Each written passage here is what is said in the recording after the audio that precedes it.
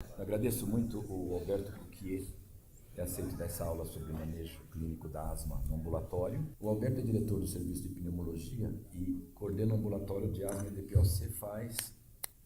Quando eu voltei dos Estados Unidos em 90, você já trabalhava com asma, né? Então não sei quando começou, mas é só para dizer que ele tem uma enorme experiência. Obrigado, Alberto. Bom dia. Então, seguindo a solicitação, a apresentação tem duas perguntas que serão discutidas cada um dos tópicos e tentarei abordar com vocês todo o espectro de pacientes portadores de asma e como particularidades que eu acho importantes transmitir para clínicos, ok? Então, seguindo normas éticas, eu tenho uma razoável interface com a indústria farmacêutica. A apresentação, obviamente, vai falar de remédio também e quem está lá não tem nada a ver com a apresentação, ok? Então, 5 minutinhos só para nos posicionarmos todos em coisas que vocês evidentemente já sabem. O documento mundial de asma, que atende pelo acrônimo de GINA, ele caracteriza há alguns anos que o que você objetiva no tratamento da asma é o controle da doença. Então, não importa qual é a gravidade inicial, o que você quer que o paciente se controle. E para que isso aconteça, primeira questão, nós temos que avaliar o que significa fazer diagnóstico, controlar os sintomas e os fatores de risco, ter certeza que os pacientes usam as técnicas inalatórias adequadamente, ter certeza que vocês sabem orientar o paciente a fazer isso e escolher um tratamento que seja de acordo, e quando eu coloco com a preferência dos pacientes, tem a ver com acesso, disponibilidade, tipo de medicamento e por aí vai. Uma vez avaliado, você vai decidir o que é que você vai usar. E ali vocês veem que há medicações, medidas não farmacológicas e tratar fatores de risco. E, finalmente, uma vez iniciado o tratamento, eu vou ajustá-lo no decorrer do tempo, de acordo com as necessidades. E aí, isto vai ser avaliado por sintomas, exacerbações, manifestação de efeitos adversos. O paciente é parceiro, tem que estar feliz com o que está acontecendo e, dentro dos limites do possível, a função pulmonar vai ficar normalizada. E dentro desse ciclo, nós vamos seguindo os pacientes no decorrer do tempo. Todos, imagino que se entraram na residência de clínica médica, já tiveram acesso a um esquema desse, qualquer que seja a diretriz, e a GINA propõe, então, que você vai por estádios. O primeiro é aquele em que o paciente tem, de certa forma, uma asma intermitente até persistente e leve, e o esquema terapêutico aí é, segundo a proposta, que você faça medicação de demanda, eventualmente use um corticoide inalatório em baixa dose. E guardem o fato de que nos primeiros steps você tem aqui broncodilatador de curta ação de demanda como uma opção, seja sozinha, seja acoplada a um tratamento de manutenção. Aí nós vamos para o próximo, em que definitivamente você usa corticoide em baixa dose e tem as alternativas, antagonistas de leucotrienos, teofilina em baixa dose, que cada vez menos sai a prescrição, apesar dos pacientes continuarem usando. E lá embaixo, de novo, precisou de medicação de resgate e beta de curta ação. Próximo step, o paciente não está controlado e agora eu vou passar ou para uma associação de um broncodilatador de ação prolongada, o LABA, ou eu vou aumentar a dose do corticoide. Então, tá lá? Ou vou associar um corticoide inalatório em baixa dose com antagonista de leucotrieno. Então aqui eu já começo a ponderar dentro da escala uma associação de broncodilatador, e vejam que lá o documento propõe que agora você já pode ponderar broncodilatador de curta ou uma associação de um broncodilatador de longa com um corticoide como medicação de demanda. E esse formoterol pode entrar nesse esquema porque ele tem uma ação longa, mas início de ação como se fosse um de curta. O próximo estágio é quando eu aumento a dose do corticoide ou eu associo com outras medicações, e vocês veem que aqui então entra já o tiotrópio, que tradicionalmente foi um medicamento para DPOC e que nos últimos anos vários estudos mostraram sua eficácia em asmáticos, e ele então está indicado lá na escala, na sequência lá para frente. E finalmente, quando nada disso funciona, eu tenho os imunobiológicos, historicamente o anti-GE. Neste ano, no mercado brasileiro, chegou o anti-L5, existem alguns no mercado internacional, ok? Muito bem, está feita uma breve recapitulação, e finalmente, quando nada disso dá certo, corticoide oral. Então vamos lá, vocês vão responder o caso em questão. Então, nós vamos pegar uma paciente de 19 anos, que é estudante de biologia, natural e procedente de São Paulo, que apresenta dispneia ao realizar treino de futebol, piora nos últimos meses, às vezes associada a dor torácica compressiva e tosse seca. Os sintomas surgem depois que ela termina o treino de alta intensidade e melhora após alguns minutos ou até horas.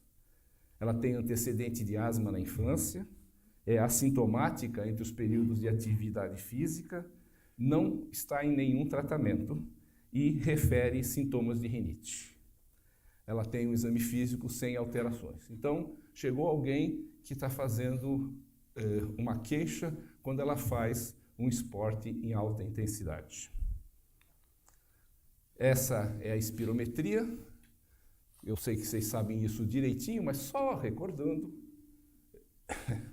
Temos lá desculpe a nossa faia.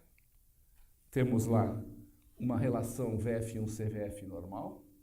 Nós temos os parâmetros todos dentro da normalidade, então ela tem uma espirometria normal. Então ela tem uma queixa, ela chega, nós examinamos, está normal, fazemos a função pulmonar, está normal. Isto posto, o que é que está certo aqui? Na alternativa 1, eu vou chamar isso de asma induzida pelo esforço. Na alternativa 2, eu digo que broncodilatador de alívio é o tratamento de escolha, independente do número de vezes em que ela pratica atividade física.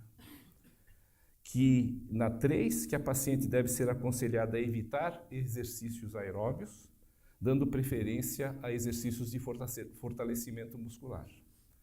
E a alternativa 4, os sintomas podem estar associados a uma manifestação laríngea. Podemos votar. A maior parte de vocês acham que isso é asma induzida por esforço. Entendi que ninguém acredita que eu deva propor que ela não faça exercícios aeróbios e que uma pequena parcela de vocês acha que qualquer que seja o número de vezes que ela faz esporte e ela eventualmente induz o broncoespasmo, eu devo usar uma medicação de curtação, broncodilatadora, e poucos acreditam que isso possa ser uma manifestação laríngea. Então, eu vou mostrar argumentos para vocês que eu entendo que a melhor resposta aqui é a 4, ok? E vamos por quê? Por que que isso não é asma induzida pelo exercício? Porque isso aqui é broncoespasmo induzido pelo exercício. E broncoespasmo induzido pelo exercício é o que vocês estão vendo ali, geralmente é algo que acontece mais ou menos 15 minutos depois que para o exercício. e também pode ocorrer durante o exercício. Classicamente é descrito como depois. E vejam que isso acontece em 50% a 90% dos asmáticos e em 10% da população não asmática. Então, o termo preferido é broncoespasmo induzido pelo exercício, porque ele não obrigatoriamente acontece só em quem tem asma. Só para vocês terem uma ideia do tamanho da encrenca, isso aqui é dado de 2008 e provavelmente é reproduzível em vários anos, é a porcentagem de atletas que foram à Olimpíada e que solicitaram liberação de medicação para alívio do broncoespasmo induzido pelo exercício. Vocês vejam lá que são 4,6% daquele ano, que em esportes de endurance a prevalência é maior do que ela é em esportes em que os tiros são curtos. Então, é uma situação bastante comum. A próxima questão falava em medicação para evitar o problema, e a pergunta é se, por exemplo, alguém faz academia todos os dias e induz broncoespasmo todos os dias, eu vou dar um beta-agonista de curta todos os dias, ou eu preciso de uma medicação anti-inflamatória? Então, a proposta é aqui que provavelmente fazer todos os dias só medicação de alívio, eu já estou pondo o paciente num estádio superior e, quem sabe, seja melhor dar uma medicação de manutenção. E eu ponho notícias fresquinhas para, quem sabe, justificar alguma coisa desse sentido, mesmo para pacientes asmáticos que não induzem broncoespasmo pelo exercício, ou não só isso. Para a gente entender, né, no conflito de interesses como anda o mundo e entender onde a gente está. Vocês vejam que os autores do artigo de revisão, de comentário lá em cima, são os mesmos que acabaram de publicar o artigo no New England Journal of Medicine, são dois. E a linha de raciocínio do paradoxo, eu vou voltar com vocês lá no começo, dizendo assim, asma é uma doença inflamatória. Aí eu conto para o doente que quando ele tem uma asminha, ele só usa broncodilatador, não usa o anti-inflamatório. Aí eu digo para ele, usa medicação de demanda. Aí ele fica piorzinho, aí eu digo que é uma doença inflamatória. Aí eu peço para ele usar o corticoide. E aí eu digo para ele que é para usar uma medicação fixa. E dentro desse contexto, os autores sugerem que isso é um paradoxo das diretrizes, que não fica lógico para a cabeça de um paciente sair de um demanda para um fixo, eu não precisava do anti-inflamatório, agora eu preciso. E essa publicação embaixo, com uma outra que veio junto, que atende pelos acrônimos sigma 1 e sigma 2, propõe que usar corticoide com broncodilatador de demanda pareça ser a coisa mais lógica. Milton e eu, que somos os de Salgado, eu estou citando aqui alguns que têm mais do que 5 anos de formado, nós somos de um tempo que existia um troço que chamava a erotide, que os pacientes amavam de paixão. E a erotide era um troço que misturava salbutamol com dose baixa de beclometasona, tiraram do mercado, mas ainda se encontra um que chama Clenil Compositum. Outro dia acessei, custa R$ 32 por mês, 200 doses, é baratinho.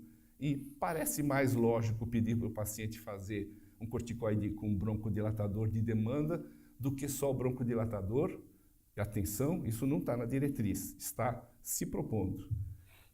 Dentro de um contexto que você fica feliz porque ele está usando o anti-inflamatório e ele está feliz porque ele usa o broncodilatador que alivia o sintoma, ok? Rapidinho aqui vocês vejam que praticamente tudo que se usa para asma, o Comitê Olímpico Internacional aceita, desde que se prove que o paciente precisa, e a ideia é que se ele precisa fazer qualquer coisa dessa que seja necessário, colocará nas mesmas condições do que os atletas que não têm broncoespasmo. A próxima questão fala de exercício, né? E não sei se na geração de vocês é assim, mas geralmente se diz que fazer natação é o melhor que pode existir para um asmático. A Yara Fix, que foi da pneumologia, hoje está na vida prática, ela tem 2 filhos nadadores, uma nadadora tentando ser atleta olímpica, trabalhando, estudando e competindo nos Estados Unidos, então ela tem uma vida dedicada ao mundo da natação muito grande. Aqui, assim, ela, como médica que acompanhava a filha, virou a médica da natação. Ela fez uma avaliação de 110 nadadores amadores e descobriu que 11,5% deles estavam lá porque tinham uma história de que eles tinham asma e aquilo lá era bom. 30% deles já tinha chiado. E aí vocês vejam o que é que essas pessoas faziam para tratar a asma delas. A grande maioria foi jogada na piscina porque a piscina ia curar a asma. Outros tratamentos um pouco menos alopáticos também ganharam muita ênfase. E tratar asma com medicação de manutenção, vocês vejam, que é uma parte menor daquele grupo de meninos ou de meninas que foram fazer natação porque geralmente tinham sintomas. A questão em seguida é se eu jogar alguém com asma dentro da piscina, se eu estou fazendo bem ou mal. E há dados que sugerem que, dependendo do que tiver naquela piscina, eu posso induzir sintomas por efeitos relacionados a substâncias que estão aí facilmente inaladas, quase que deglutidas. E, por exemplo, tem esse alerta do CDC em 2016 de que trabalhadores em piscinas tinham broncoespasmo pelos produtos que estavam no ar relacionado à atividade profissional. Então, nem sempre botar uma pessoa com asma na piscina é seguramente bom e é necessário avaliar caso a caso. A próxima questão é só justificando o que vocês todos disseram que vocês não fariam, que é não dar chance de exercício aeróbio, muito pelo contrário, exercícios aeróbios têm tudo a ver com melhora da asma, e os dados aqui são todos produzidos no laboratório de Milton e depois na prática clínica em associação com o nosso ambulatório, e o capitão dessas coisas é o Celso Carvalho, que é o professor livre-docente do Departamento de Fisioterapia. Então aqui os bichinhos, aqui assim, bichinho controle, bichinho fazendo esforço, bichinho com asma, bichinho com asma fazendo atividade física. Então vocês vejam que se um bichinho é exposto à ovalbumina e vira asmático, se ele fizer exercício, a quantidade de eosinófilos na via aérea diminui. Se eu fizer então agora a mesma coisa com gente, aqui você tem sintomas e aí os dias, vocês vejam que o grupo tratado, que é o achuriado, fica com menos sintomas de asma no decorrer do mês do que o grupo que não faz exercício aeróbio. Isso é acompanhado de redução dos eosinófilos no escarro induzido. Isso é acompanhado de melhora da hiperresponsividade brônquica. Então, fazer exercício aeróbio tem uma influência não só sobre fitness, como sobre a inflamação asmática, ok? Então, sim, eles têm que ser estimulados a fazer exercício aeróbio. E, finalmente, por que eu digo que laringoespasmo induzido pelo exercício é uma possibilidade no caso dessa moça? Porque, por exemplo, nesse estudo em que foi atender um grupo de adolescentes com dispneia, vocês vejam que vários deles tinham, em azul, broncoespasmo induzido por exercício, e alguns deles tinham laringoespasmo induzido por exercício. E o que significa isso? Bom, antes disso, vocês vejam que aqui o grupo que tinha broncoespasmo, ali laringoespasmo, e aí o grupo de indivíduos que tinham as duas coisas. Então, laringoespasmo nesta população acontecia em 10% dos adolescentes. Isso é uma coisa que é relativamente comum em atletas de alta performance, em gente que precisa atingir metas físicas para poder subir na vida, por exemplo, carreira militar e por aí vai. E é possível fazer diagnóstico disso. Aqui está uma proposta em que você coloca o indivíduo fazendo exercício e coloca uma câmera para ver como é que está a laringe dele. E aqui tem isso sendo feito no ambiente do quadrilátero da saúde, especificamente isso foi lá no Instituto do Coração, a doutora Eveline Zilima, a paciente em questão, se posicionando para fazer um exercício e tinha um broncoscópio, um laringoscópiozinho lá para olhar o que acontece. E isso é o que acontecia com ela quando ela estava respirando bem, isso que acontecia na hora em que ela dizia eu estou ficando com dispneia, parece meio provável que ela está com dispneia, certo? Então, as medidas terapêuticas aí não é usar broncodilatador, corticoide, aqui é fono, muito frequentemente precisa medidas da área psicológica. Entendam que se vocês forem no ambulatório de asma como vocês vão, qualquer coisa como 17% daqueles indivíduos, em algum momento, que eles estão fazendo a laringoespasmo e não crise de asma, esses geralmente vão contar que vivem intubando, eles vão contar que intuba, daqui a um dia eles estão fora do tubo, e, na realidade, eles não têm, neste momento, crise asmática, eles têm laringoespasmo, ok? Então, espero que aqui a gente tenha discutido, assim, quando usar medicação de alívio, se vale a pena, mesmo nas fases mais precoces, acoplar corticoide inalatório junto com o broncodilatador, que nem tudo que chia é asma, que eu preciso ter uma visão mais global do que simplesmente tudo é remédio, ok? Muito bem, então vamos lá para o segundo caso, em que eu tenho uma mulher de 33 anos, com uma asma não controlada, eu estou contando para vocês, esta tem asma, e está sendo medicada de acordo com as diretrizes. Ela teve um diagnóstico de asma desde a infância e deixou de ter sintomas aos 10 anos. Há 2 anos ela voltou a ter crises, procurou pronto-socorro, foi orientada a usar broncodilatadores para alívio sintomático.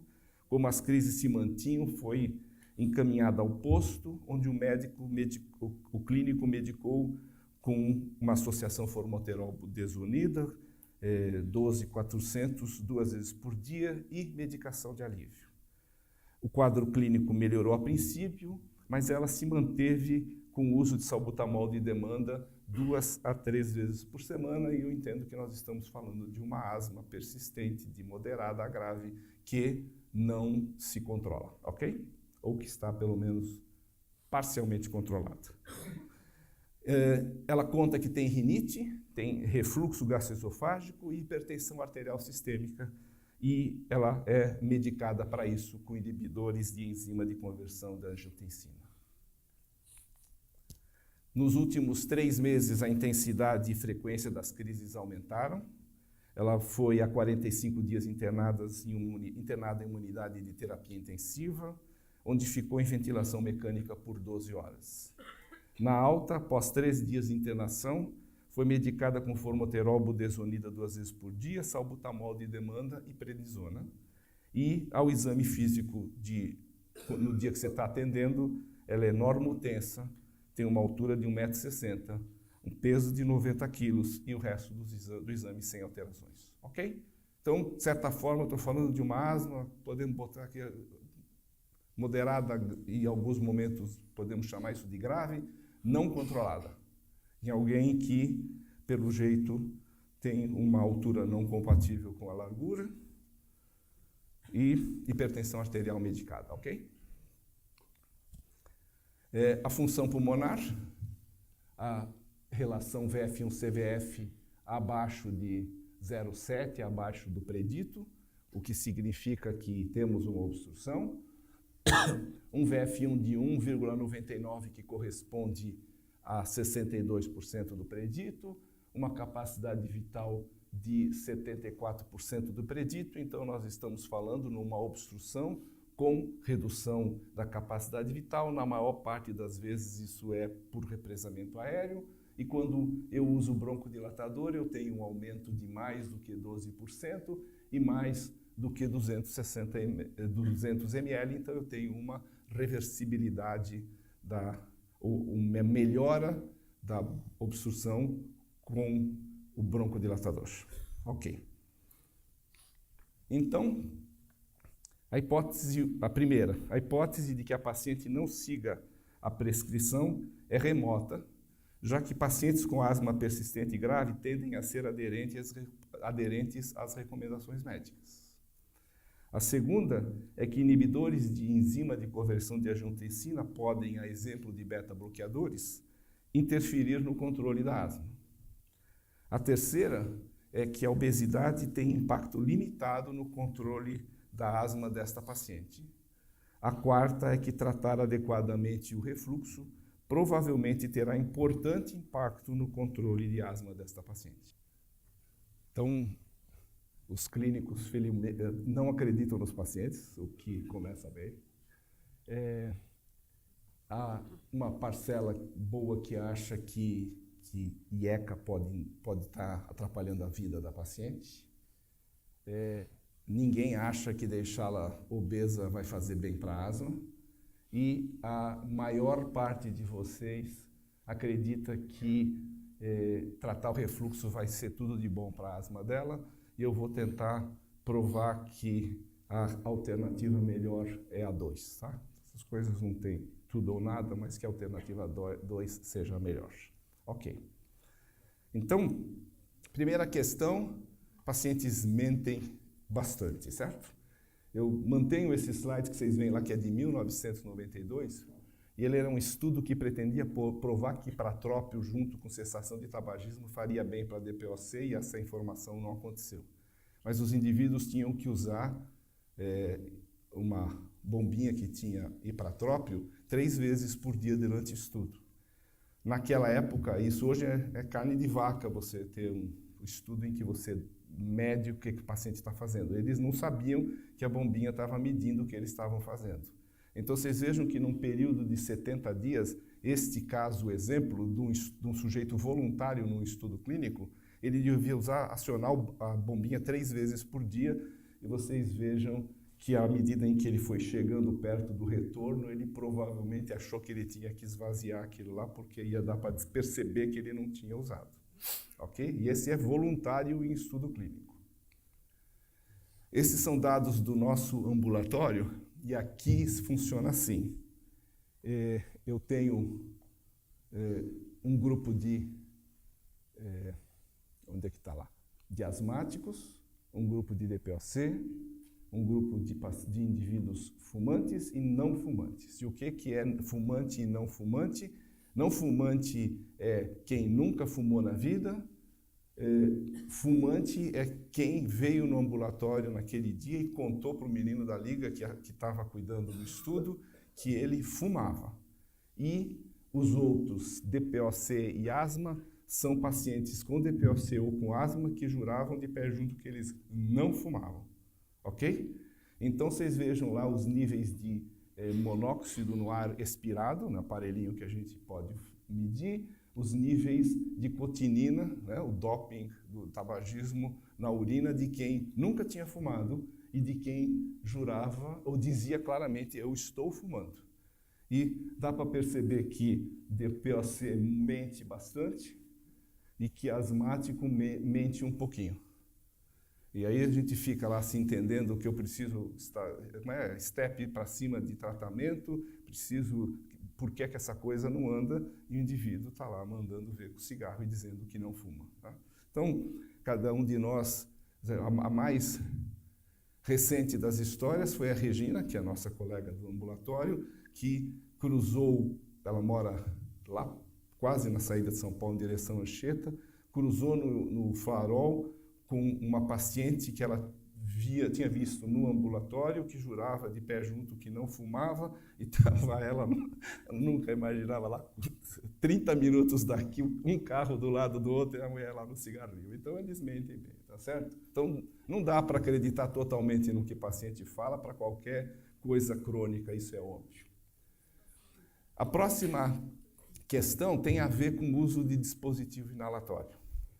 E aqui é um estudo qualquer em que vocês vejam lá que o cinza escuro é antes de alguém ensinar ao indivíduo o que ele tinha que fazer, a barrinha branca é depois de ensinar e a barrinha cinzentinha é depois de orientar, não só dar uma aula, orientar um a um os indivíduos. E vejam os erros cometidos, começando por esse que é folclórico, certo?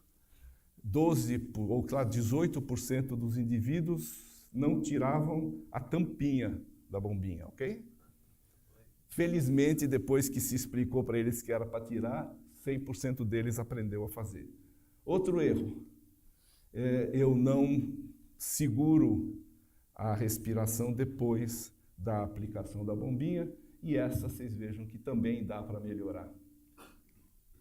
Outra é eu não inspiro concatenado com a aplicação do dispositivo inalatório. Vocês vejam que essa dá para ensinar e ainda assim bastante gente erra.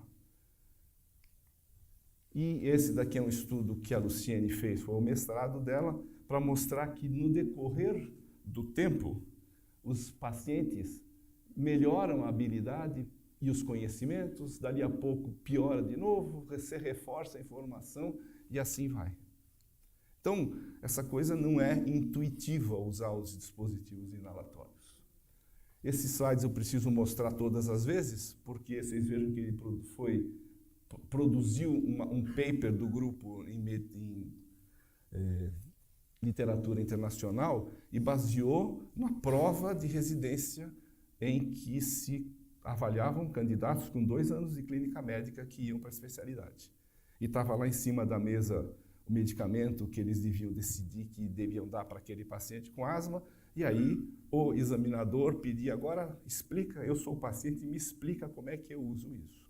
E vocês vejam que só 30% dos candidatos soube explicar para o examinador como é que usava dispositivo inalatório, 7% não tinha noção. Eu fiz parte desse exame naquela época, tinha candidato que pegava aquilo na mão, ele nunca tinha visto uma bombinha na mão, não tinha ideia do que fazia. Só para dizer que o problema não é só dos que estão treinando fora desta instituição, metade de vocês sabia, mas metade não sabia.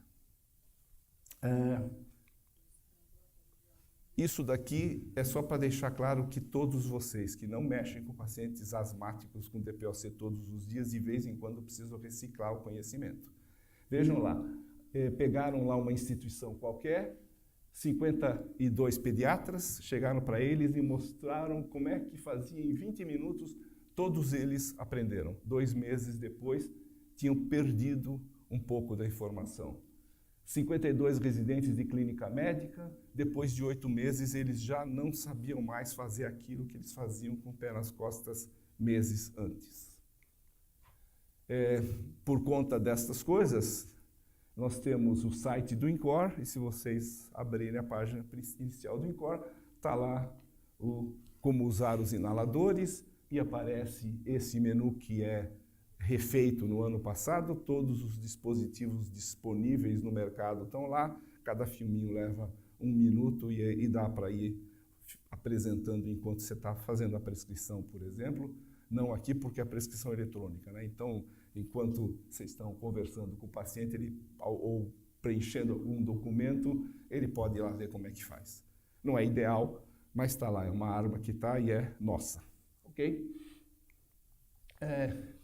Próxima questão é assim, salvo um ou outro momento em que eu perco essa sequência, uma das primeiras coisas que eu faço com os pacientes é perguntar o que eles estão usando de remédio. No meu mundo, vocês entendam que fazer inalação eles não lembram como remédio, passa a ser uma coisa tão do dia a dia que isso não é remédio. É mais ou menos como botar um colírio todos os dias e isso já não é remédio. Então, é importantíssimo na área respiratória saber o que é que os indivíduos usam para diferentes doenças e vale também para broncoespasmo. Não preciso discutir com vocês cada um deles, porque é só entrar no site do pneumotóxico ou qualquer outro que vocês vão ter informação, mas vocês vejam que está lá a informação que inibidores de conversão da angiotensina podem induzir a broncoespasmo. Ok? Nessa mesma linha, nós somos difíceis de lembrar que o problema pode ser ocupacional. Se nós entendermos que uma parcela razoável dos pacientes que nós atendemos no nosso hospital são das camadas menos esclarecidas e menos cheias de dinheiro, e que muitos deles trabalham em atividades como faxina, por exemplo, vocês vejam que se sabe que mais ou menos 15% das vezes que as coisas não vão bem pode ter a ver com alguma coisa profissional, e pessoal que trabalha com a área de faxina, serviços de limpeza, são, dentro do Brasil, um dos mais afetados.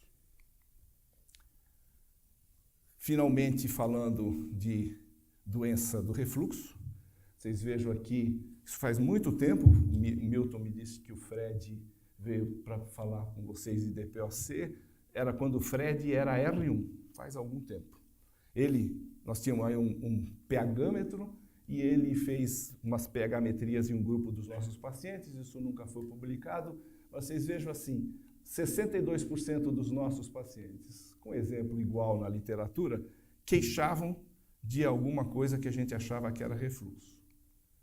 Quando punha a pHmetria esofágica, sei lá, mais do que 60% em qualquer série tem algum sinal de refluxo.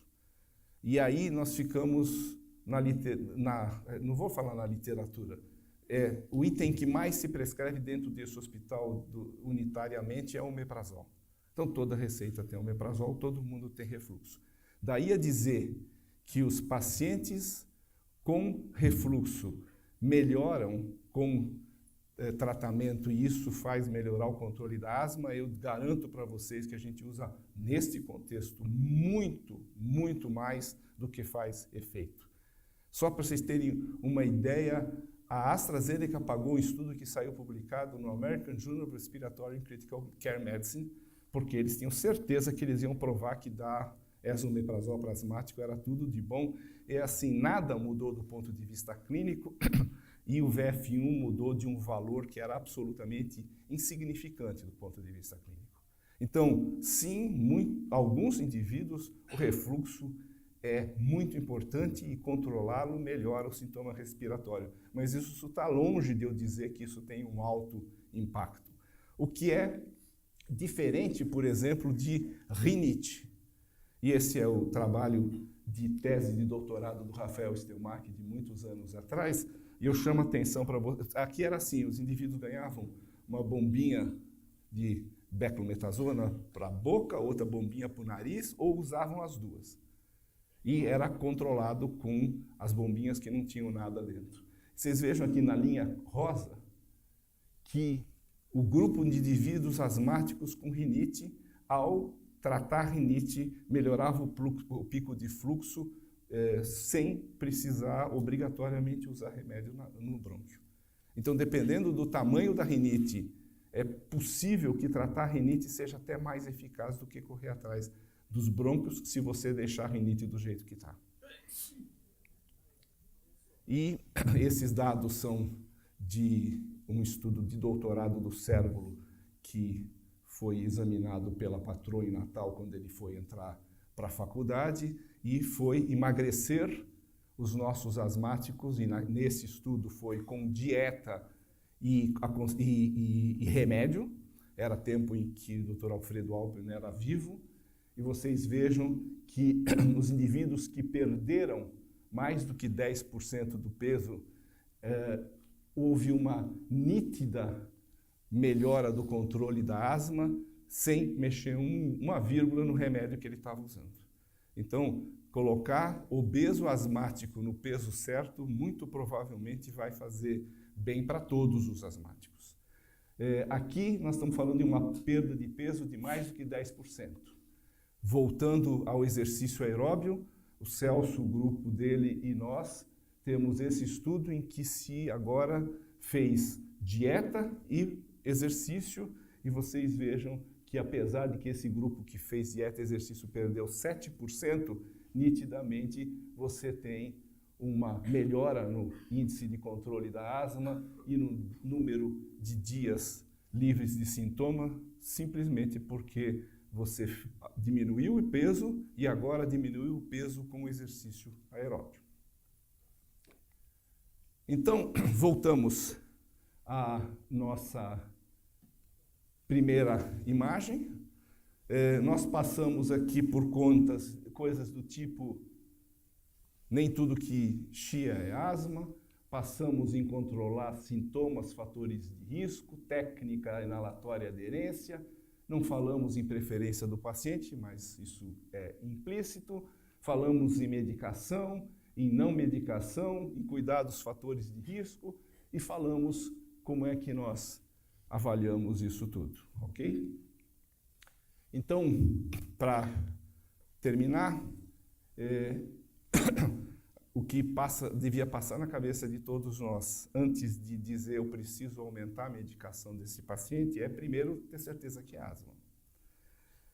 Não passa ano que no nosso ambulatório de asma, em que eu sei, quando vocês residentes vão passar no ambulatório de asma, hoje é dia da asma, todo mundo tem asma. Naquele ambulatório onde todo mundo tem asma, não passa ano que a gente descobre alguém que não era asma.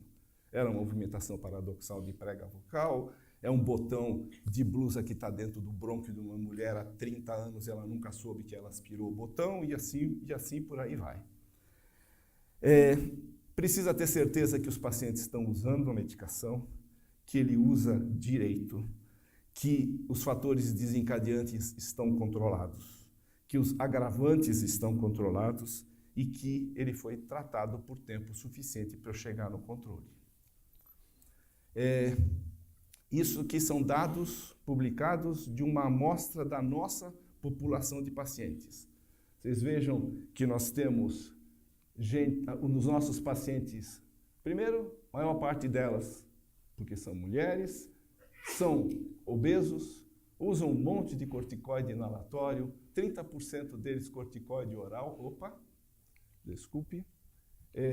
muito mal controlados, esse número para ser controlado é abaixo de 1,5. São eosinofílicos e com função pulmonar comprometida. Essa é uma amostra do ambulatório que vocês vão lá ver com a gente. Aí nós pegamos esses indivíduos do nosso ambulatório há muito tempo e agora colocamos aos cuidados de um único médico ou de um grupo de pessoas com a mesma médica, que era a Regina, e fizemos o seguinte: eles não estavam controlados, 2 semanas de prednisona e 3 meses de beta-agonista com corticoide inalatório.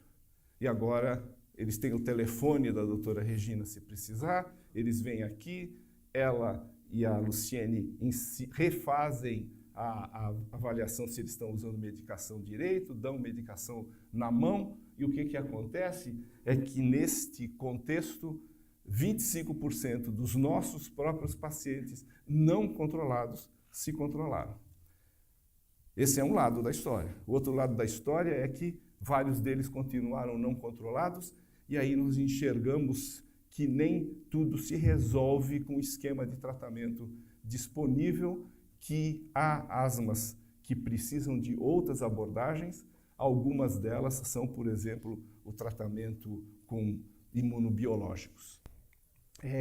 Os 2 slides que eu ia pôr hoje e não pus, são referentes a o que nós fizemos aqui para tentar instituir imunobiológico no caso anti-IgE. A Conitec continua hoje dizendo que anti-IgE não tem evidência. Nós conseguimos 12 tratamentos via comissão de farmácia e mostramos que 30% dos nossos pacientes deste jeitão que vocês viram mudam a vida se eles usam imunobiológico. Os outros 30% é mais ou menos e 30% não faz diferença nenhuma. Levou nesta instituição, nós junto com a alergia, quase 2 anos para a gente conseguir colocar 12 pacientes. Porque um remédio que custa R$5.000 por mês não pode ser simplesmente o primeiro remédio a dar para todo mundo. Então, vamos escolher passar por todo esse processo, continua não controlado.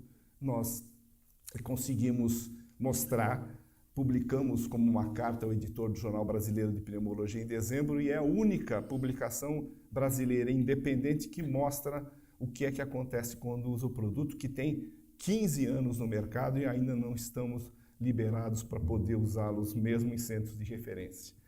Acabou de chegar no mercado um que atende pelo nome de Nucala, que é o anti-L5, e vamos nós de novo pela mesma via crucis. Esse está custando R$7.000 por mês.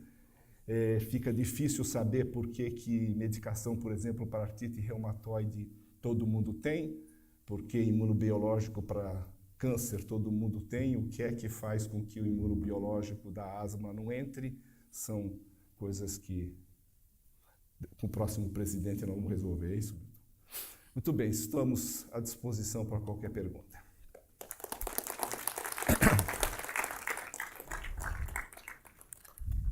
Ótimo, Alberto, obrigado.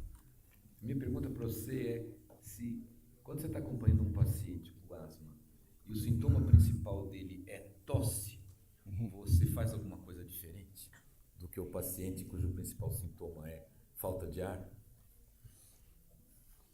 Tá, então a pergunta tem a ver com...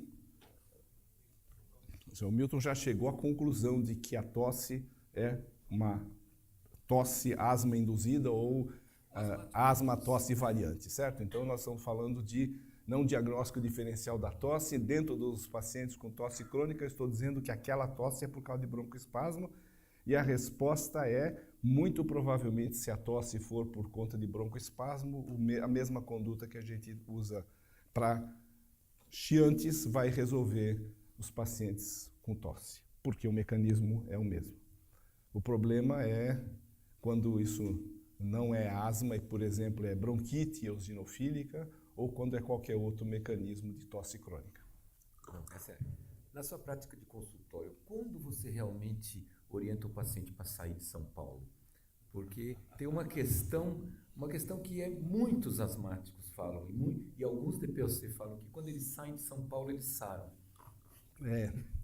Ontem o Jornal da Cultura estava fazendo a apologia do melhor país do mundo para morar, que é a Finlândia. Né? Então, se eu mandar o asmático para a Finlândia, ele vai melhorar.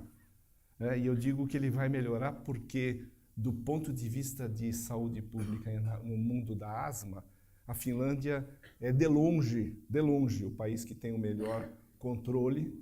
Eles têm um sistema de funcionamento de medicação e de atenção aos asmáticos que é único no mundo, não reprodutível. Quem tentou reproduzir o que o grupo do Ratella fez, não conseguiu. E é dar remédio, orientar o que fazer. Agora, isto posto, que é meio difícil mudar para a Finlândia, é muito perigoso qualquer um de nós dizer para o paciente, mude, porque você vai ficar melhor, porque todos nós já vimos pacientes mudarem de onde eles estavam para São Paulo e melhorarem da asma mudando para São Paulo, que tinha tudo para não dar certo, certo? Então, acho que precisa tomar muito cuidado. Controle de ambiente, orientação do que fazer, isso tudo bem. Mudanças radicais nas vidas das pessoas, precisam tomar muito cuidado, porque geralmente elas não dão certo. Eu tentei colocar 2 vezes você na parede, você escapou. Vamos pela terceira vez. Agora, pneumologistas versus alergistas. Quando que você encaminha paciente seu para imunoterapia? A resposta, medicina não tem, né? nem nunca, nem sempre, a resposta é nunca. Então, e aí eles amam uma coisa que eu acho que carece de dados suficientes. Há indícios mais recentes de novas técnicas sublingual, coisa do estilo, tendendo a funcionar, mas acho que o principal de tudo vamos combinar que o paciente fez tudo certinho e ele é sensível a ácaro e ele continua não totalmente controlado. Ele não pode ser grave, porque se for grave não pode fazer imunoterapia. Então, ok? Agora eu vou convencer um sujeito que tem uma asma mais ou menos a fazer aquela imunoterapia e dizer para ele que só vou poder ver resultado quando passarem 2 anos, ele vai realmente passar 2 anos fazendo aquilo direitinho. Então, é muito complicado achar que isso funciona. Em contrapartida, avaliar a sensibilidade a alérgenos como um direcionamento para você fazer cuidados ambientais, quem sabe vale a pena. Mas aí não precisa do alergista, né? Eu não tenho nada contra eles, mas um RAST resolve do mesmo jeito e eu não perdi o paciente.